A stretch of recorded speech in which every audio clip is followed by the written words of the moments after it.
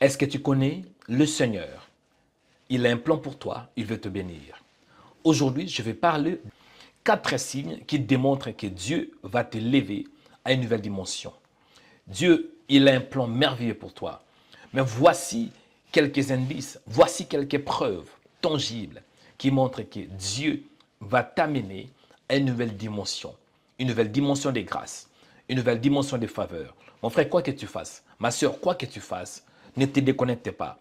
Restez branchés parce que le Seigneur va t'amener à une nouvelle dimension. À tout à l'heure. Shalom.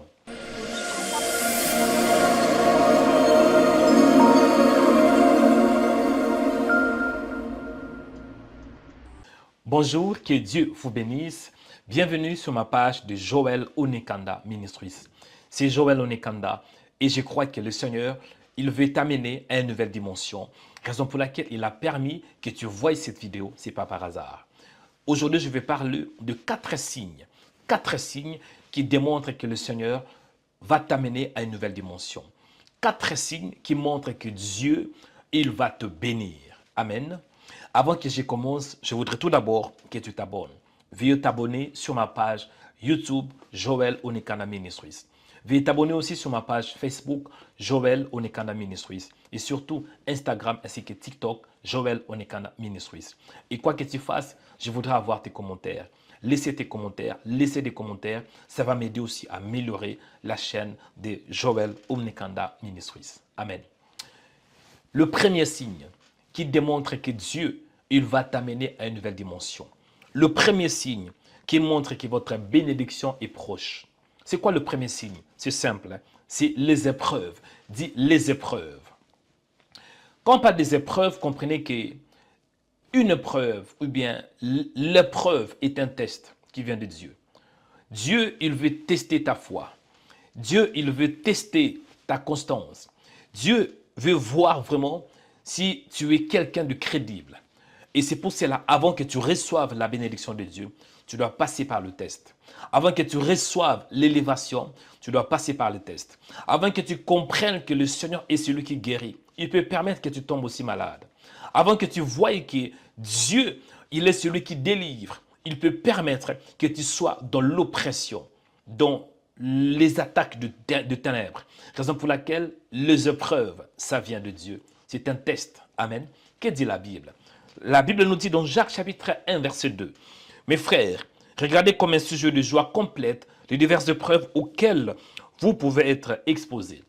Donc, quand les épreuves arrivent, cela démontre que Dieu, il va vous bénir. Raison pour laquelle, quand tu vois que tu passes dans des épreuves, tu vois que tu passes dans des combats, comprenez que ces épreuves sont des signes que Dieu, il va te bénir. Quand tu vois qu'il y a des épreuves, Dieu, il est en train de te repositionner. Parce qu'il t'aime tellement beaucoup, avant que tu reçoives sa bénédiction, il veut te préparer. Les épreuves sont là, non pour nous tuer, mais pour nous préparer. L'épreuve est aussi un test qui vient de Dieu. Dieu veut tester ta foi. Amen. Deuxième signe qui montre que tes bénédictions sont tout près de toi. Deuxième signe qui montre que Dieu, il va te bénir. C'est quoi le deuxième signe? C'est la tentation. Dis la tentation. C'est quoi la tentation? On peut se poser la question. Si l'épreuve est un test qui vient de Dieu, la tentation est aussi un test qui vient de Satan. Ça vient de Satan. En d'autres termes, Satan est en train de voir si tu es capable à résister, à résister, à résister son attaque. Raison pour laquelle Dieu permet aussi que Satan nous attaque. Non pour nous tuer, mais plutôt pour nous préparer, afin de recevoir ce qu'il a préparé pour nous. Que dit la Bible? Jacques chapitre 1, verset 12. Heureux l'homme qui supporte patiemment la tentation, car après avoir été éprouvé, il recevra la couronne de vie que le Seigneur a promise à ceux qui l'aiment. Vous voyez, après la tentation, Dieu va te bénir. Que dit encore la Bible? 1 Corinthiens chapitre 10, verset 13. Aucune tentation ne vous est survenue qui n'a pas été humaine. Et Dieu qui est fidèle ne permettra pas que vous soyez tentés au-delà de vos forces. Mais avec la tentation, il préparera aussi les moyens d'en sortir, afin que vous puissiez la supporter. La tentation, ça vient de Satan. Mais Dieu permet cela. Vous allez voir dans l'histoire de Job. Job a été tenté par le diable. Mais l'objectif, ce n'était pas de détruire Job. C'était plutôt qu'il ait la révélation que Dieu est au-dessus de tout et que Dieu puisse le bénir à double. Ou bien que Dieu bénisse Job à 2 reprises. Ou bien double bénédiction. Et pour que Job reçoive le double bénédiction, il devrait passer par la tentation. Le troisième signe qui montre que le Seigneur, il va te bénir, c'est le rejet. Dis le rejet. Le troisième signe qui montre que Dieu va te bénir, c'est le rejet. C'est quoi le rejet? Le rejet, c'est la répudiation. Le rejet, c'est l'action de rejeter. Le rejet, c'est aussi l'action de perdre. Et parfois, pour que Dieu te bénisse, il peut repositionner ta vie dans le sens où il te déconnecte de certaines relations. Parce qu'il y a des gens qui sont dans ta vie, ils ne peuvent pas supporter les niveaux ou bien le poids de ta bénédiction. Il y a certains qui peuvent vouloir te détruire. Il y a certains qui peuvent vouloir t'empêcher d'atteindre ta destinée. Raison pour laquelle Dieu peut écarter certains individus de ta vie. Et tu vas voir de nulle part quelqu'un qui t'abandonne. De nulle part quelqu'un qui ne veut plus de toi. Si c'est le cas, ne forcez pas. Sachez que c'est le Seigneur qui est en train de préparer quelque chose de grand dans ta vie. Que dit la Bible? 1 Jean chapitre 2 verset 19. Il est écrit ainsi, « Ils sont sortis du milieu de nous, mais ils n'étaient pas des nôtres.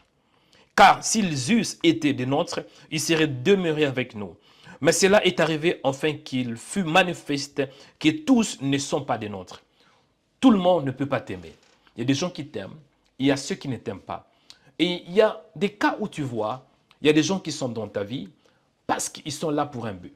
Et dès que Dieu va shifter, changer ta vie, il peut vouloir te détruire. Raison pour laquelle Dieu peut causer de séparation. Amen. Je dis, Dieu peut causer de séparation. En d'autres termes, Dieu peut aussi causer le rejet. L'exemple, c'est de Jésus. Jésus devrait être élevé au-dessus de tout le monde, au-dessus de toutes les nations, au-dessus de toutes les langues. Et pour qu'il soit élevé, il fallait que les Juifs le rejettent. Les Juifs ont rejeté Jésus pour que le Seigneur tourne vers les nations. Et aujourd'hui, il n'y a pas que des Juifs. Il y a 2 milliards. Je pense une estimation, c'est à peu près 2 milliards. 2 milliards et demi de chrétiens dans le monde qui ont accepté Jésus. Il fallait tout d'abord que les Juifs le rejettent. L'exemple aussi, c'est l'histoire de Joseph. 4e signe qui montre que le Seigneur, il va vous élever à une nouvelle dimension. Le 4e signe, c'est l'intensité de la prière. L'intensité de la prière. Vous allez voir, vous aurez une soif à chercher Dieu. Après un certain temps, vous allez voir, juste vous avez l'envie, vous avez la soif de prier. Pourquoi? Parce que Dieu, il veut te préparer. Dieu veut libérer sa volonté dans ta vie. Et que pour que la volonté de Dieu soit manifestée, il te faut la prière. Raison pour laquelle Jésus avait dit à ses disciples, lorsque vous priez, dites, Père qui es aux cieux, que ton nom soit sanctifié, que ton règne vienne.